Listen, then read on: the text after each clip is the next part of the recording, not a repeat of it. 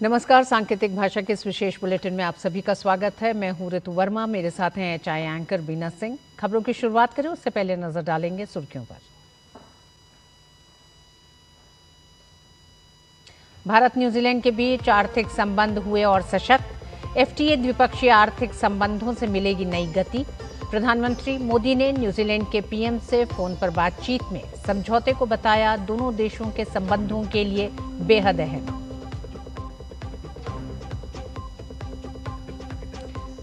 National Herald case में ED की याचिका पर दिल्ली हाई कोर्ट ने सोनिया गांधी, राहुल गांधी को जारी किया नोटिस।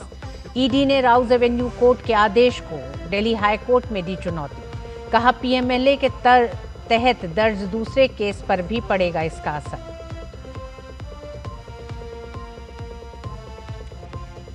कोलकाता में एसआईआर को लेकर जारी घमासान। सीईओ कार्यालय के बाहर टीएमसी समर्थित बीएलओ अधिकार रक्षा समिति का प्रदर्शन। इससे पहले बीएलए के साथ बैठक में ममता बनर्जी के फिर एसआईआर पर बिगड़े बोल।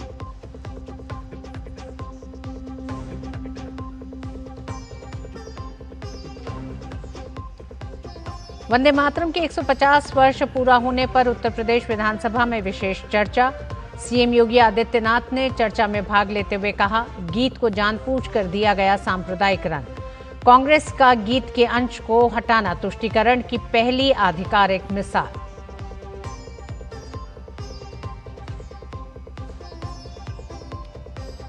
बांग्लादेश में अल्पसंख्यक हिंदुओं के साथ हिंसा के खिलाफ अल्पसंख्यक समूहों का प्रदर्शन। शेख हसीना ने भी यूनेस्को घेरा। अमेरिका ने अराजक माहौल देखकर अपने नागरिकों के लिए जारी की एडवाइजरी।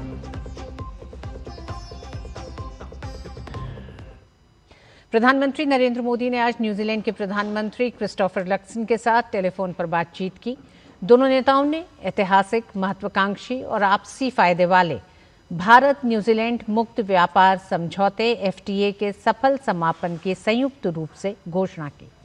मार्च 2025 में न्यूजीलैंड पीएम लक्सन भारत आए थे और इस दौरान बातचीत शुरू होने के बाद दोनों नेताओं ने सहमति जताई कि 9 महीने के रिकॉर्ड समय में एफटीए का समापन दोनों देशों के बीच संबंधों को और गहरा करने की साझा महत्वाकांक्षा और राजनीतिक इच्छा शक्ति को दर्शाता है।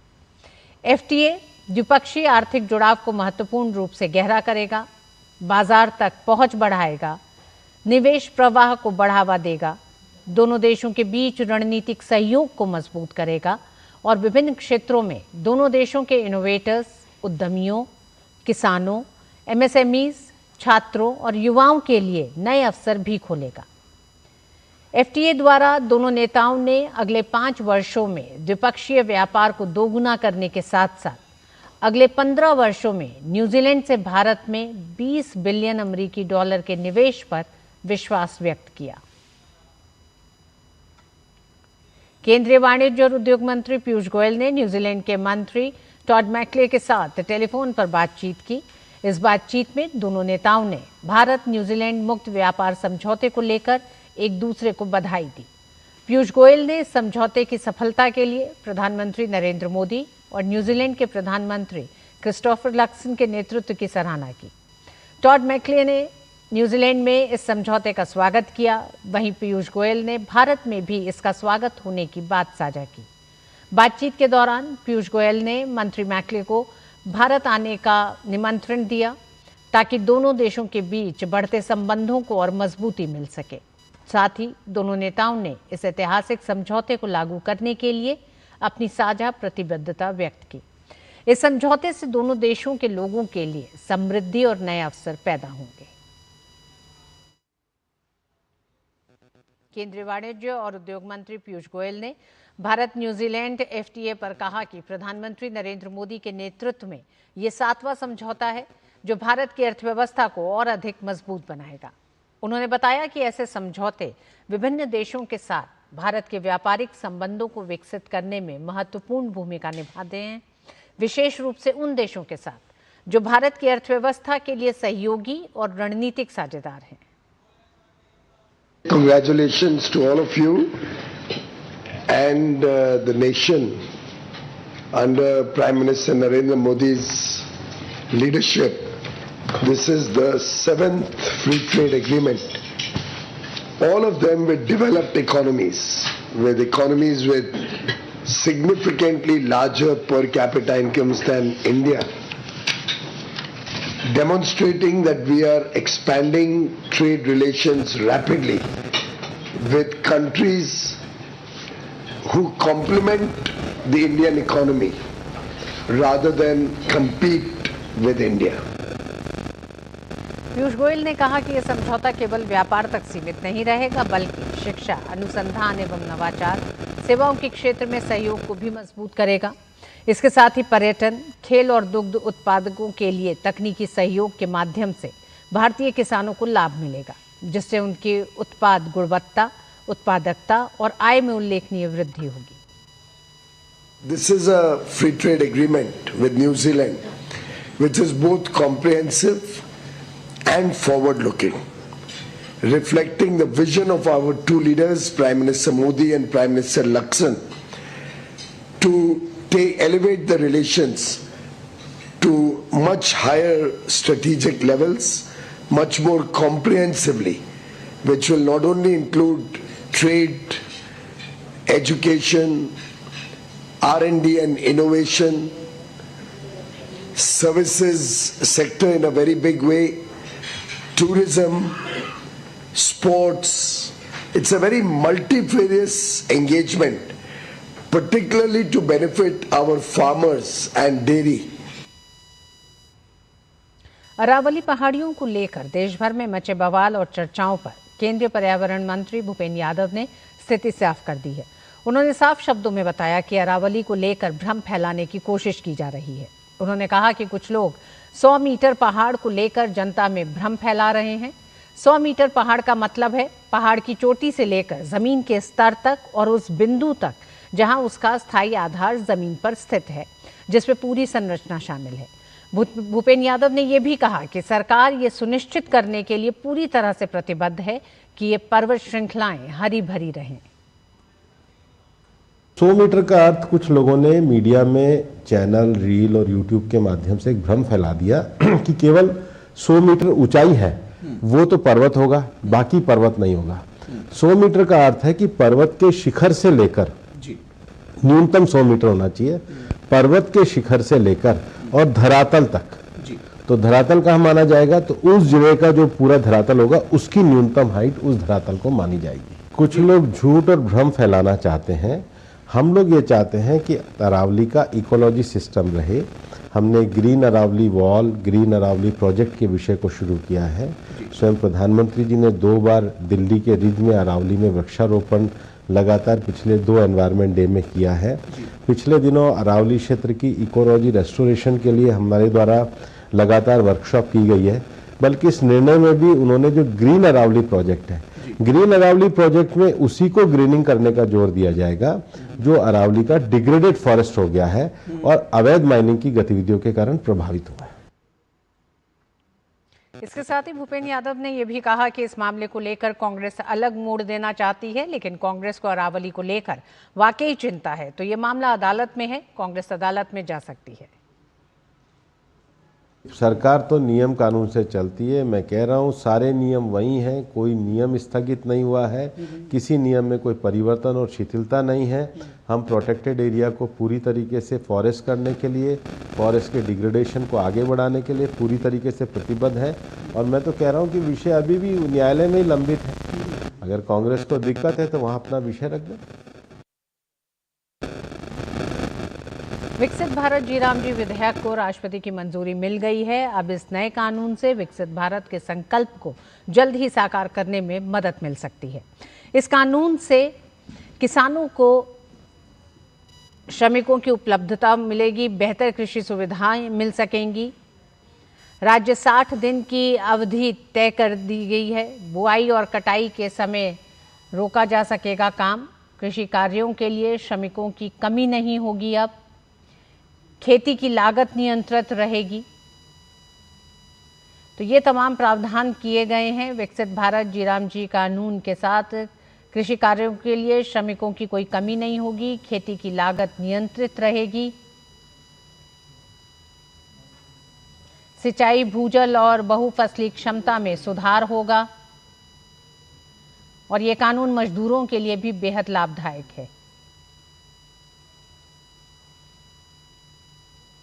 नए कानून से 25 दिन से ज्यादा काम की गारंटी होगी, बेहतर आय और सुरक्षित व्यवस्था मिलेगी। इस कानून के साथ ही लगभग 25% अधिक संभावित कमाई होगी श्रमिकों को। विकसित ग्राम पंचायत प्लान के तहत अब इसमें काम किया जाएगा।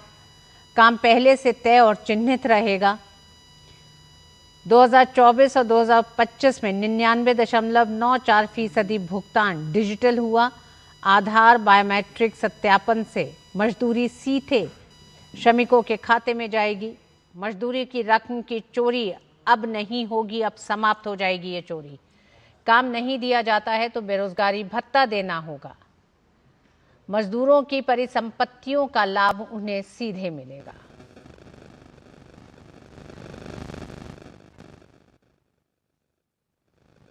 नेशनल हेराल्ड केस में प्रवर्तन निदेशालय यानी ईडी की याचिका पर दिल्ली हाई कोर्ट ने सोनिया गांधी, राहुल गांधी और बाकी आरोपियों को नोटिस जारी किया है। ईडी ने इस केस में चार्जशीट पर संज्ञान लेने से इनकार करने वाले राउज एवेन्यू कोर्ट के आदेश को हाई कोर्ट में चुनौती दी है। इस मामले में अगली सुनवाई 2026 के मार्च में होगी। पिछले हफ्ते राउज एवेन्यू कोर्ट ने ईडी की चार्जशीट पर संज्ञान लेने से इनकार कर दिया था। कोर्ट ने तर्क दिया था कि ईडी का केस सुब्रमण्यम स्वामी की निजी शिकायत पर आधारित है, न कि शेड्यूल्ड ऑफेंस यानी मनी लॉन्ड्रिंग कानून की सूची में शामिल अपराध में दर्ज एफआईआर पर। इस पर ईडी का कहना है कि निचली अदालत का निष्कर्ष गलत है। इसका असर पीएमएलए के तहत दर्ज दूसरे केस पर भी पड़ेगा। ईडी के मुताबिक ट्रायल कोर्ट के जज ने यह समझने में भूल की कि इस केस से जुड़ी निजी शिकायत पर एक सक्षम कोर्ट पहले ही संज्ञान ले चुका है। निजी शिकायत पर कोर्ट का संज्ञान लेना पुलिस की ओर से एफआईआर दर्ज करने से कहीं ज्यादा अहमियत रखता है। यही नहीं, इस मामले में कोर्ट की ओर से निजी शिकायत पर संज्ञान लेने के फैसले को हाई कोर्ट और सुप्रीम कोर्ट तक ने बरकरार रखा है। और बुलेटिन में वक्त एक छोटे से ब्रेक का।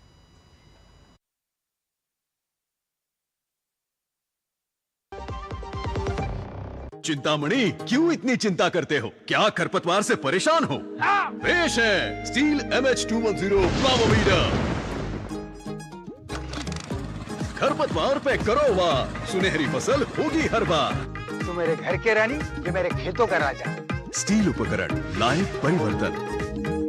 जब धरती चीर कर निकलता है लोहे का पत्थर और मिलता है मोंगिया के जोश से, फिर तपता है, पिघलता है और बनता है फौलाद। अब होता है सरिया सारी खूबियों के साथ। मोंगिया स्टील, मजबूत देश का मजबूत सरिया।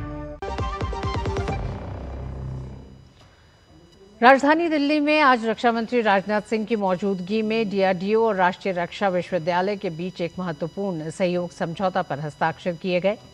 इस समझौते का उद्देश्य रक्षा अनुसंधान और शिक्षा के क्षेत्र में तालमेल बढ़ाना और सामरिक क्षमता को मजबूत करना है। केंद्रीय सड़क परिवहन मंत्री नितिन गडकरी ने कहा कि भविष्य में किसान केवल अन्नदाता नहीं बल्कि ऊर्जा उत्पादन का भी माध्यम बनेंगे, जिससे ग्रामीण क्षेत्रों में रोजगार के अवसर बढ़ेंगे।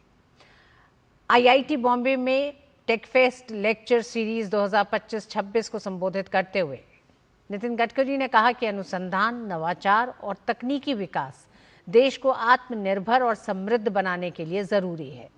उन्होंने वैकल्पिक ऊर्जा, बायोफ्यूल और ग्रीन टेक्नोलॉजी के जरिए किसानों की आय बढ़ाने और ग्रामीण अर्थव्यवस्था को मजबूत बनाने पर भी जोर दिया। भारतीय डाक एवं दूरसंचार लेखा एवं वित्त सेवा विभाग आज अपना 51वां स्थापना दिवस संचार लेखा दिवस के रूप में मना रहा है। इस अवसर पर दिल्ली में एमपी भवन में कम्युनिकेशन फाइनेंस समिट 2025 का आयोजन किया गया, जहां विभाग की भूमिका, उपलब्धियों और भविष्य की दिशा पर चर्चा की गई।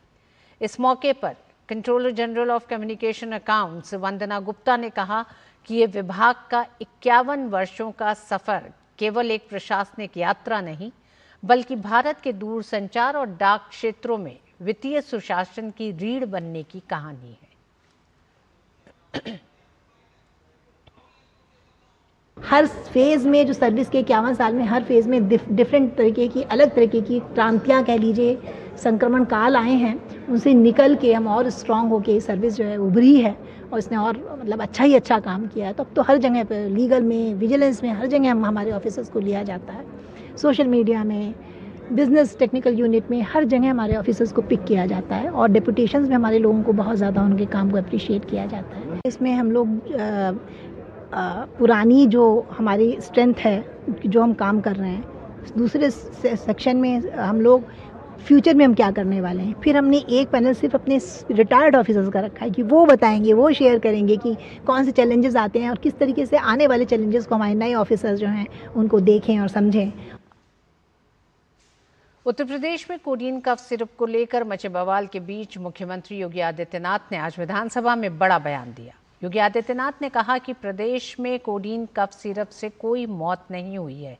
इस मामले में योगी ने समाजवादी पार्टी पर भी निशाना साधा। कोडीन कफ सिरप से उत्तर प्रदेश के अंदर कोई मौत नहीं हुई है, एक। दूसरा, इस मामले में एनडीपीएस के अंतर्गत कार्रवाई होगी। ये उत्तर प्रदेश सरकार इस मामले को कोर्ट में जीती है, उत्तर प्रदेश ने इस मामले को लड़ा है। तीसरा, उत्तर प्रदेश में इसका जो सबसे बड़ा होलसेलर, जो बड़े होलसेलर हैं, जिसको सबसे पहले एसटीएफ ने पकड़ा था 2016 में, उसको लाइसेंस समाजवादी पार्टी ने जारी किया था कि नकली दवा के कारण होने वाले मौत के प्रकरण की कोई भी बात अभी तक शासन के संज्ञान में नहीं आई है और समय समय पर एफएसडीए विभाग इसको लेकर के छापेमारी करती है, कार्रवाई करती है। योगी आदित्यनाथ ने कहा कि एसटीएफ इसकी जांच में जुटी है और अब तक 78 अभियुक्त गिरफ्तार किए गए हैं। यूपी के अंदर कोडीन कफ सिरप इसके केवल स्टॉकिस्ट हैं, होलसेलर हैं, इसका यहां पे प्रोडक्शन नहीं होता है। जो भी प्रकरण सामने आए हैं, यह तमिलनाडु में बने हुए एक सिरप के कारणों सामने आई है। सरकार ने इसके लिए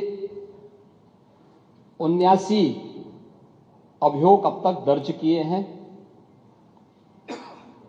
इसमें 225 अभियुक्तों को इसमें नामजद किया है।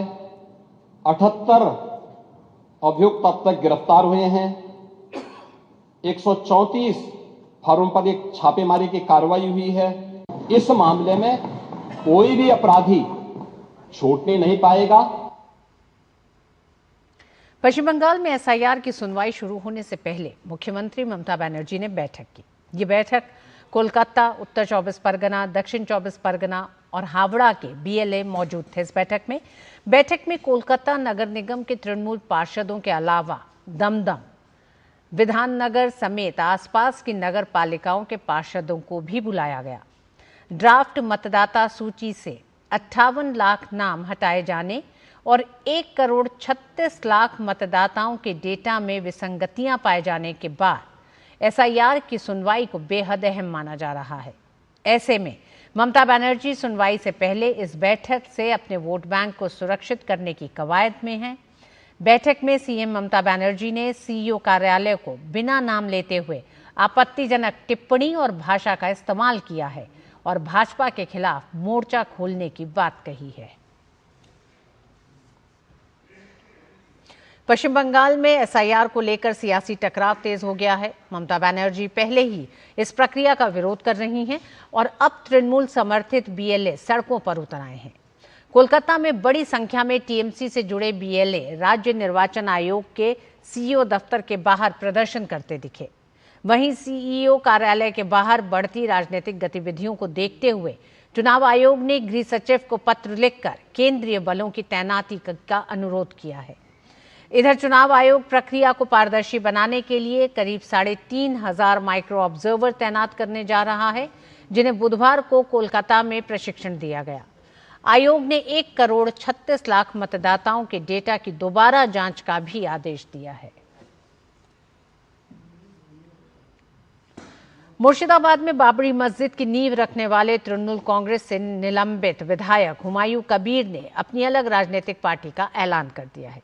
कबीर ने अपनी पार्टी का नाम जनता उन्नयन पार्टी रखा है।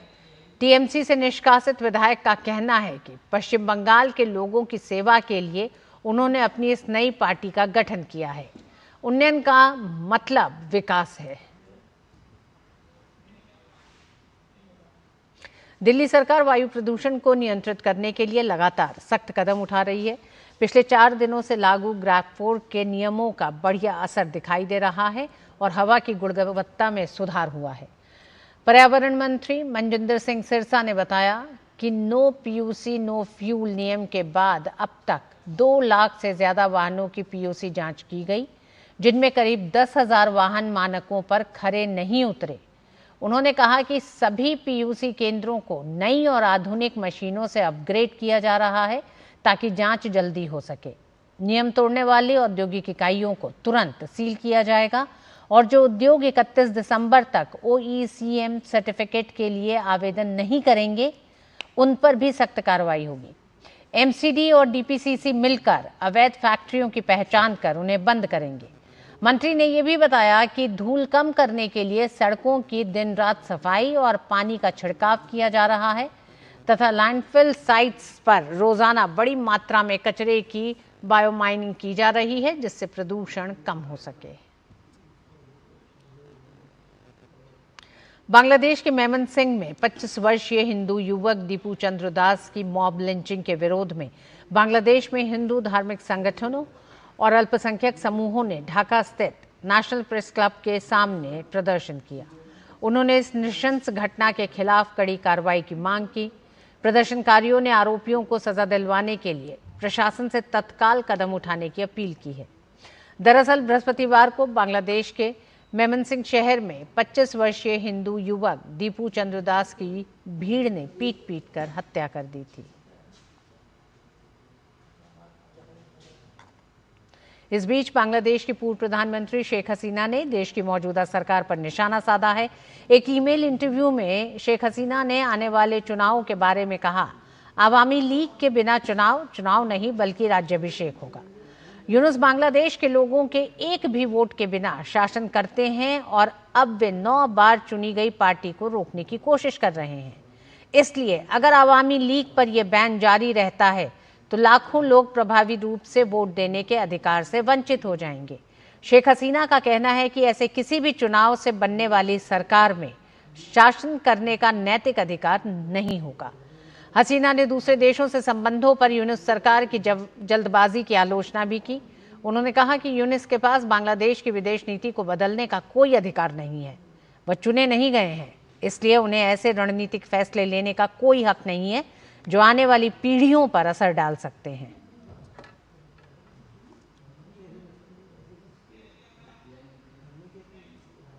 और इस बुलेटिन में बस इतना ही। मुझे और बीना को दीजिए अनुमति। नमस्कार।